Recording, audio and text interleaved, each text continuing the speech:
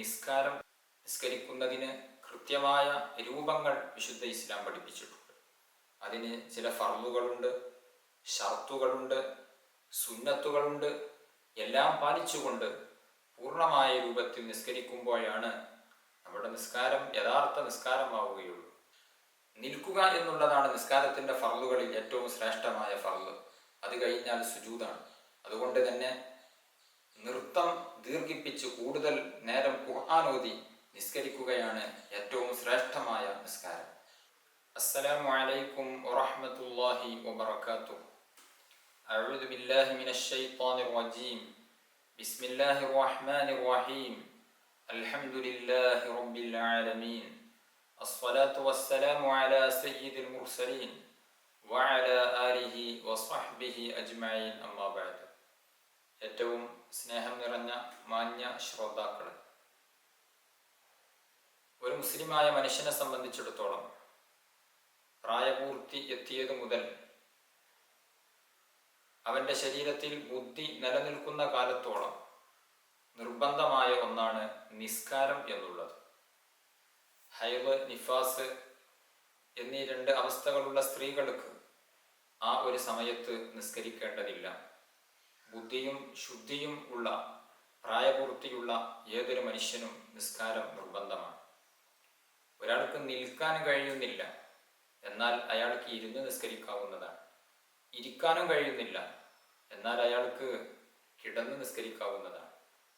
ശരീരത്തിൻ്റെ അവയവങ്ങളൊന്നും ചലിപ്പിക്കാൻ സാധിക്കുന്നില്ല, എന്നാൽ അയാൾക്ക് കൺപോളകൾ കൊണ്ട് നിസ്കരിക്കാവുന്നതാണ്. ഇങ്ങനെ നിസ്കാരത്തിന്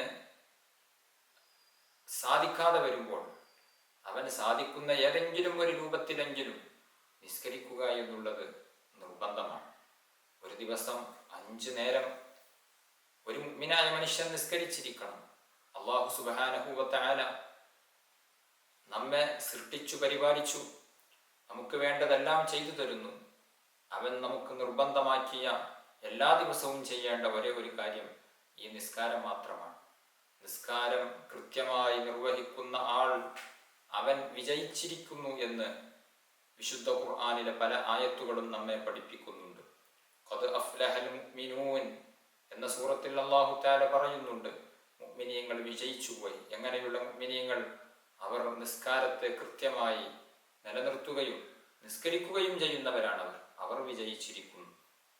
അതുകൊണ്ട് നിസ്കാരം നമുക്ക് ഒരു കാരണവശാലും ഒഴിവാക്കാൻ സാധിക്കില്ല, ഒഴിവാക്കാൻ പാടില്ല.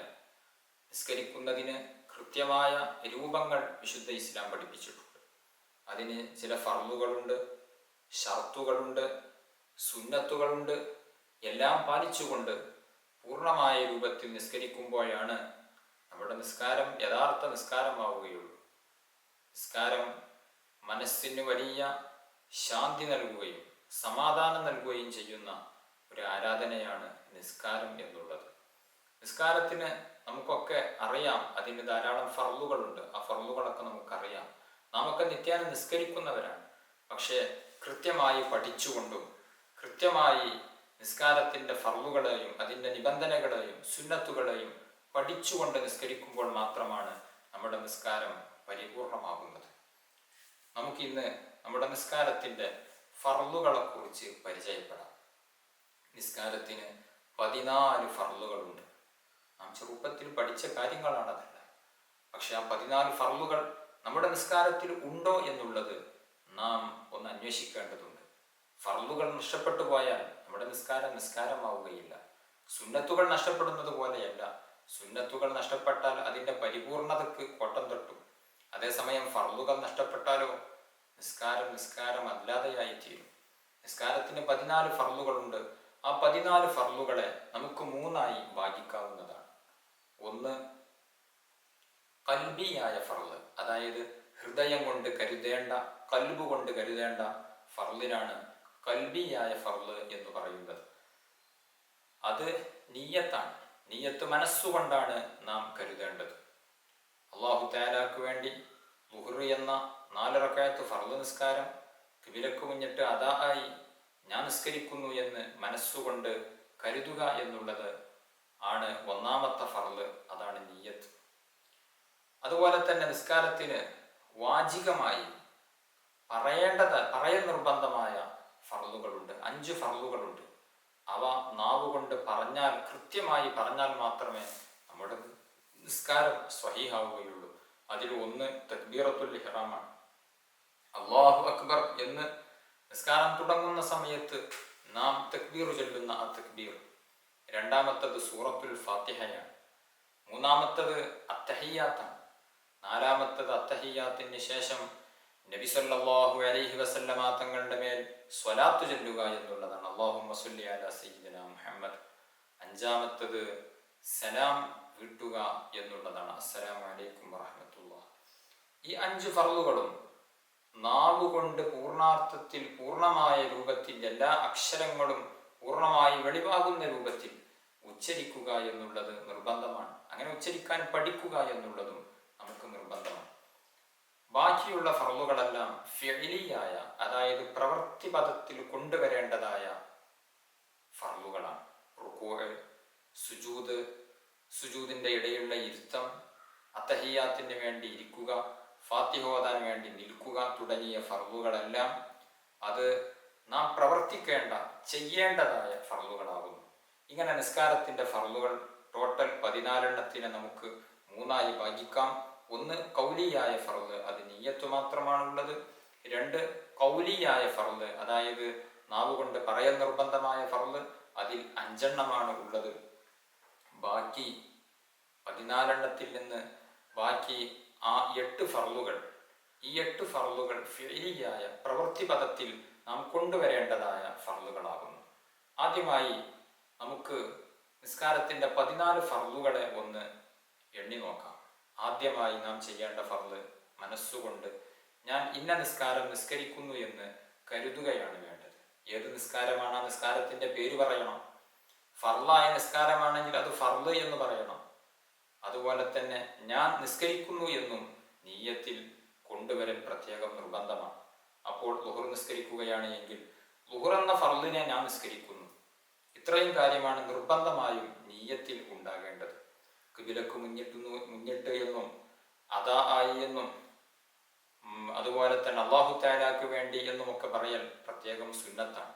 ജമാഅത്തായി നിസ്കരിക്കുകയാണ് എങ്കിൽ ജമാഅത്തായി എന്നും, അല്ലെങ്കിൽ ഇമാമോടുകൂടെ നിസ്കരിക്കുന്നു എന്നും കരുതൽ അതും നിർബന്ധമാണ്. അപ്പോൾ ജമാഅത്തായിട്ട് ളുഹർ നിസ്കരിക്കുന്ന വ്യക്തിയാണ് എങ്കിൽ ളുഹർ എന്ന 4 റക്അത്ത് ഫർള് നിസ്കാരം ഖിബിലക്ക് മുന്നിട്ട് ജമാഅത്തായി അല്ലാഹു തആലാക്ക് വേണ്ടി ഞാൻ നിസ്കരിക്കുന്നു എന്ന് നിയ്യത്ത് ചെയ്ത് തക്ബീർ ചൊല്ലുക. നിയ്യത്താണ് ഒന്നാമത്തെ ഫർള്. റക്അത്തുകളുടെ എണ്ണം പറയലും അതുപോലെ തന്നെ ഖിബിലക്ക് മുന്നിടുന്നു എന്ന് പറയലും ഒക്കെ സുന്നത്തുകളാണ്. ഫർളായി നിർബന്ധമായി നാം കൊണ്ടുവരേണ്ട കാര്യം നിർബന്ധമായി കൊണ്ടുവന്നിരിക്കണം. നിസ്കാരത്തിന്റെ പേര് ളുഹർ എന്ന നിസ്കാരം, ഫർളാണെങ്കിൽ ഫർള്, ളുഹർ ഫർള് ആവുകയുള്ളൂ. എന്നിരുന്നാലും ചില ഘട്ടങ്ങളിൽ ളുഹറും ചിലപ്പോൾ സുന്നത്തായി വരും. അതുകൊണ്ടാണ് ഫർള് എന്ന് പ്രത്യേകം കരുതൽ നിർബന്ധമായത്. മടക്കി നിസ്കരിക്കുകയാണ് എങ്കിൽ അത് ഫർളായിട്ട്, സുന്നത്തായിട്ട് ഗണിക്കപ്പെടും. അപ്പോൾ ളുഹറും ചിലപ്പോൾ സുന്നത്താകും എന്നുള്ളത് കൊണ്ട് ളുഹർ ഫർളാണ് എങ്കിൽ പോലും അത് ഫർള് എന്ന് പ്രത്യേകം നിയ്യത്തിൽ കൊണ്ടുവരൽ നിർബന്ധമാണ്. ളുഹർ എന്ന 4 റക്അത്ത് ഫർളിനെ അല്ലാഹു തആലാക്ക് വേണ്ടി ഖിബിലക്ക് മുന്നിട്ട് ജമാഅത്തായി അദാ ആയി ഞാൻ നിസ്കരിക്കുന്നു എന്ന് പൂർണ്ണമായ രൂപത്തിൽ നിയ്യത്ത് ചെയ്തുകൊണ്ട് രണ്ടാമത്തെ ഫർള് തക്ബീർ ചൊല്ലുക എന്നുള്ളതാണ്. നിയ്യത്ത് വെച്ച ഉടനെ തന്നെ തക്ബീർ ചൊല്ലിയിരിക്കണം. വാസ്തവത്തിൽ തക്ബീറിന്റെ ചൊല്ലുന്ന ആ ഒരു സമയത്തിന്റെ ഉള്ളിൽ അവന്റെ മനസ്സിൽ നിയ്യത്ത് കൊണ്ടുവരികയാണ് വേണ്ടത്. പക്ഷെ അതെല്ലാം പലപ്പോഴും പല വസ്വാസുകൾക്കും കാരണമാകുന്നത് കൊണ്ട് നിയ്യത്ത് വെച്ച ഉടനെ തന്നെ തക്ബീർ ചൊല്ലിയാലും മതിയാകുന്നതാണ്. രണ്ടാമത്തെ ഫർളാകുന്ന തക്ബീറത്തുൽ ഇഹ്റാം നാവുകൊണ്ട് ഉച്ചരിക്കൽ പ്രത്യേകം നിർബന്ധമായ ഫർളാകുന്നു. അതിനെക്കുറിച്ച് ഞാൻ വിശദീകരിക്കാം. മൂന്നാമത്തെ ഫർള്, നിൽക്കാൻ കഴിവുള്ളവൻ ഫർള് നിസ്കാരത്തിൽ നിൽക്കുക എന്നുള്ളതാണ്. നിൽക്കാൻ കഴിവുള്ള ആള് ഫർള് നിസ്കാരത്തിൽ നിന്ന് നിസ്കരിക്കണം, ഇരിക്കാൻ പാടില്ല. പല ആളുകളും പള്ളിയിലേക്ക് നടന്നു വരും, ഓടി വരും, പക്ഷെ പള്ളിയിലെത്തിയാൽ കസാരയിട്ട് ഇരുന്ന് നിസ്കരിക്കും. ഫർള് നിസ്കാരം അത് നിന്ന് തന്നെ നിർവഹിക്കണം. നിസ്കാരം പൂർണ്ണമായി നിൽക്കാൻ കഴിയാത്ത ആള് കഴിയുന്ന അത്രയും നിൽക്കണം. ഫാത്തിഹ ഓതുന്ന അത്രയും ഭാഗം നിൽക്കാൻ കഴിയും, എന്നാൽ അത്രയും ഭാഗം നിൽക്കുകയും ബാക്കി ഇരിക്കുകയും വേണം. പല ആളുകൾക്കും മുട്ടിന് പ്രശ്നമായതുകൊണ്ട് സുജൂദിനും റുക്കൂവിനുമൊക്കെയാണ് ബുദ്ധിമുട്ട്. അങ്ങനെയുള്ള ആളുകളും നിൽക്കണം. സുജൂദിനും റുക്കൂഇനും വേണ്ടിയൊക്കെ ഇരിക്കണം. നിൽക്കേണ്ട സമയത്ത് നിൽക്കുക തന്നെ വേണം. അതേസമയം സുന്നത്ത് നിസ്കാരങ്ങളിൽ നമുക്ക് ഇരിക്കാവുന്നതാണ്. സുന്നത്ത് നിസ്കാരങ്ങളിൽ നിൽക്കാൻ കഴിവുള്ള ആളുകൾക്കും ഇരുന്ന് നിസ്കരിക്കാവുന്നതാണ്. എങ്കിലും സമ്പൂർണമായ പ്രതിഫലം ലഭിക്കണമെങ്കിൽ സുന്നത്ത് നിസ്കാരത്തിലും നിന്ന് തന്നെ നിസ്കരിക്കേണ്ടതുണ്ട്. ഇരുന്ന് നിസ്കരിച്ചവന്റെ പകുതി കൂലി മാത്രമാണ് ലഭിക്കുന്നത്. നബി സല്ലല്ലാഹു അലൈഹി വസല്ലമ തങ്ങൾ പറഞ്ഞു, മൻ സ്വല്ലാ ഖായിമൻ ഫഹുവ അഫ്ളൽ. ഒരാൾ നിന്ന് നിസ്കരിക്കുകയാണ് എങ്കിൽ അതാണ് ഏറ്റവും ഉത്തമം. വമൻ സ്വല്ലാ ഖായിദൻ ഫലഹു നിസ്ഫു അജ്രിൽ ഖായിം. ഒരാൾ ഇരുന്ന് നിസ്കരിക്കുകയാണ് എങ്കിൽ നിന്ന് നിസ്കരിക്കുന്നവന്റെ പകുതി പ്രതിഫലമാണ് ലഭിക്കുന്നത്. വമൻ സ്വല്ലാ നായിമൻ ഐ മുൽതജിഅൻ ഫലഹു നിസ്ഫു അജ്രിൽ ഖായിദ്. ഒരാൾ ചെരിഞ്ഞു കിടന്ന് നിസ്കരിക്കുകയാണ് എങ്കിൽ ഇരുന്ന് നിസ്കരിക്കുന്നവന്റെ പ്രതിഫലത്തിന്റെ പകുതിയാണ് അയാൾക്ക് ലഭിക്കുന്നത് എന്ന് സ്വഹീഹുൽ ബുഖാരിയിൽ റിപ്പോർട്ട് ചെയ്യപ്പെട്ട ഹദീസിൽ നമുക്ക് കാണാവുന്നതാണ്. നിൽക്കുക എന്നുള്ളതാണ് നിസ്കാരത്തിന്റെ ഫർളുകളിൽ ഏറ്റവും ശ്രേഷ്ഠമായ ഫർള്. അത് കഴിഞ്ഞാൽ സുജൂദാണ്. അതുകൊണ്ട് തന്നെ നൃത്തം ദീർഘിപ്പിച്ച് കൂടുതൽ നേരം ഖുർആൻ ഓതി നിസ്കരിക്കുകയാണ് ഏറ്റവും ശ്രേഷ്ഠമായ നിസ്കാരം. നൃത്തം കഴിഞ്ഞാൽ പിന്നെ ഏറ്റവും ശ്രേഷ്ഠമായത് സുജൂദാണ്. അത് കഴിഞ്ഞാൽ റുക്കൂ ആണ്. പിന്നെ മറ്റുള്ള എല്ലാ ഫർളുകളും ഒരുപോലെയാകുന്നു. അപ്പോൾ നിൽക്കാൻ കഴിവുള്ള ആൾ ഫർള് നിസ്കാരത്തിൽ നിന്ന് നിസ്കരിക്കുക തന്നെ വേണം. ഇരുന്ന് നിസ്കരിച്ചാൽ ആ നിസ്കാരം ശരിയാവുകയില്ല. നിൽക്കാൻ കഴിവുണ്ടെങ്കിൽ ഫർള് നിസ്കാരത്തിൽ അവൻ നിൽക്കേണ്ടതാകുന്നു. നാലാമത്തെ ഫർള് സൂറത്തുൽ ഫാത്തിഹ ഓതുക എന്നുള്ളത്. ഫാത്തിഹ നിർബന്ധമായും പൂർണ്ണമായും അവൻ ഓതിയിരിക്കണം. ഫാത്തിഹ ഓതുമ്പോൾ ശ്രദ്ധിക്കേണ്ട കാര്യങ്ങൾ ഇൻഷാ അല്ലാഹ് മറ്റൊരു ക്ലാസ്സിൽ നമുക്ക് ചർച്ച ചെയ്യാം. അഞ്ചാമത്തെ ഫർള് റുക്കൂ ചെയ്യുക എന്നുള്ളതാണ്. റുക്കൂഇന്റെ ചുരുങ്ങിയ രൂപം ഫാത്തിഹ ഓതിയതിന് ശേഷം സൂറത്തോതലൊക്കെ പ്രത്യേകം സുന്നത്തുണ്ട്. ഞാൻ ഫർളുകളെ കുറിച്ച് മാത്രമാണ് പറയുന്നത്. ഫാത്തിഹ ഓതി സുന്നത്തായ സൂറത്തും ഓതിയതിന് ശേഷം അവൻ റുക്കൂഇലേക്ക് പോകുന്നു. റുക്കൂ ഫർളാണ്. എന്താണ് റുക്കൂ എന്ന് പറഞ്ഞാൽ? റുക്കൂ എന്ന് പറഞ്ഞാൽ അവൻ കുനിയുക. ചുരുങ്ങിയ രൂപത്തിൽ റുക്കൂ ആകാൻ അവന്റെ കയ്യിന്റെ ഉൾഭാഗം, ഈ വെള്ളഭാഗം, മുൻകൈയിന്റെ ഉൾഭാഗം അവന്റെ കാൽമുട്ടിലേക്ക് എത്താൻ എത്രമാത്രം കുനിയണമോ ആ രൂപത്തിൽ, ചെറിയ രൂപത്തിൽ കുനിഞ്ഞാൽ തന്നെ ചുരുങ്ങിയ റുക്കൂ ആയിത്തീരും.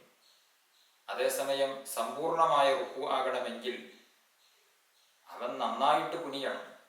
അവൻ കുനിയുമ്പോൾ അവന്റെ പുറവും തലയും എല്ലാം, അവന്റെ മുതുകും എല്ലാം ഒരുപോലെയാകുന്ന രൂപത്തിൽ, സമമായി നേരെ വരുന്ന രൂപത്തിൽ അവൻ പൂർണ്ണാർത്ഥത്തിൽ കുനിയണം.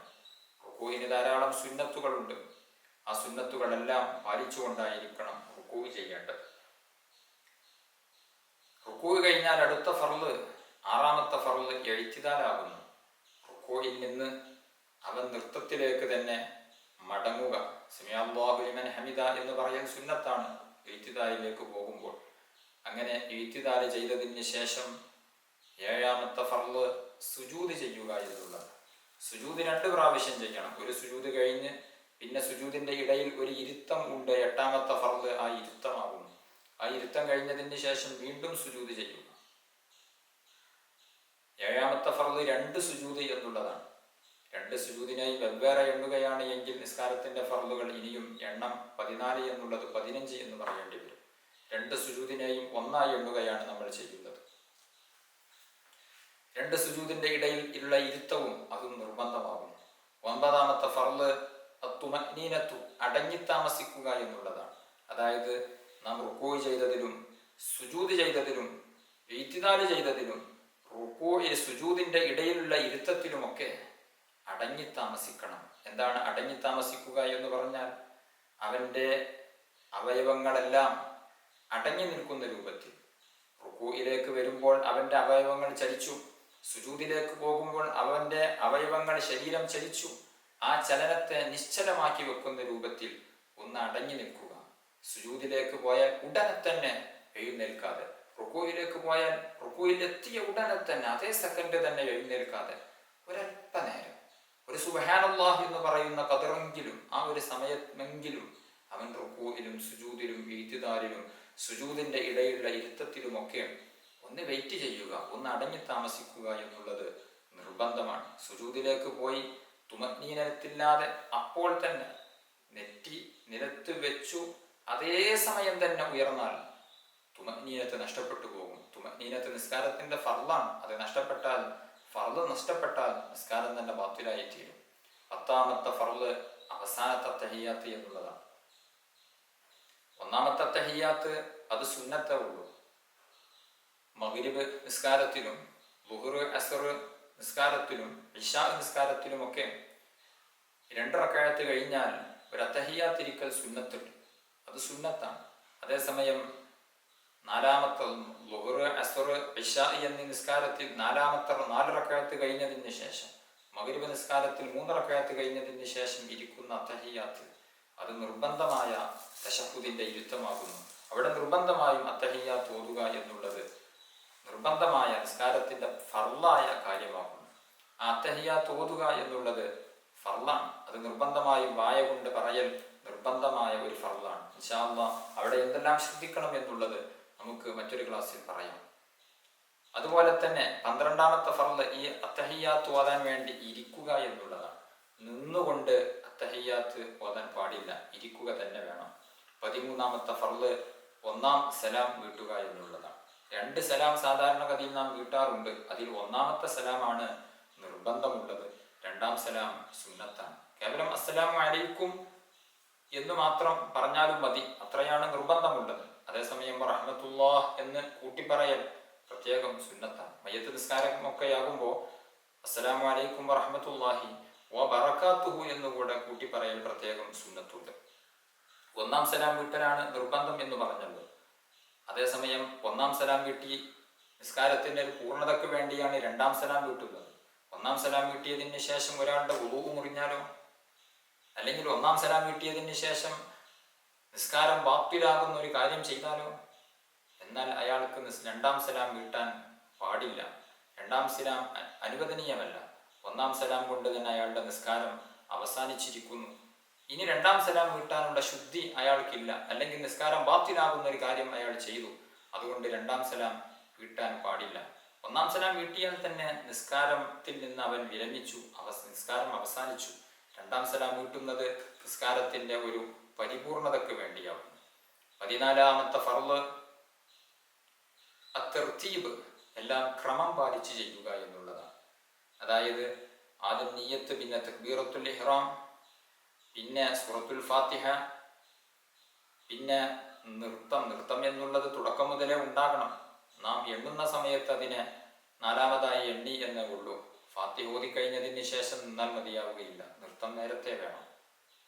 ഫാത്തിഹ ഓതി സൂറത്ത് ഓതിയതിന് ശേഷം, സൂറത്ത് സുന്നത്താണ്, അതിന് ശേഷം റുക്കൂയിലേക്ക് പോകണം. ഫാത്തിഹ ഓതുന്നതിന് മുമ്പ് ഒരാൾ റുക്കൂ ചെയ്തു, എന്നിട്ട് ഫാത്തിഹ ഓതി, പിന്നെ ഇത്തിദാല് ചെയ്തു, പിന്നെ സുജൂദ് ചെയ്തു. ആ രൂപത്തിലാവാൻ പറ്റില്ല. എല്ലാം ക്രമം പാലിച്ചായിരിക്കണം. ഫാത്തിഹയ്ക്ക് ശേഷമായിരിക്കണം റുക്കൂ വരേണ്ടത്, റുക്കൂവിന് ശേഷമായിരിക്കണം ഇത്തിദാല് വരേണ്ടത്, ഇത്തിദാലിന് ശേഷം 1ാം സുജൂദ് വന്നിരിക്കണം, അതിന് ശേഷമായിരിക്കണം ഇടയിലുള്ള ഇരുത്തം വരേണ്ടത്, അതിന് ശേഷമാണ് 2ാം സുജൂദ് ചെയ്യേണ്ടത്.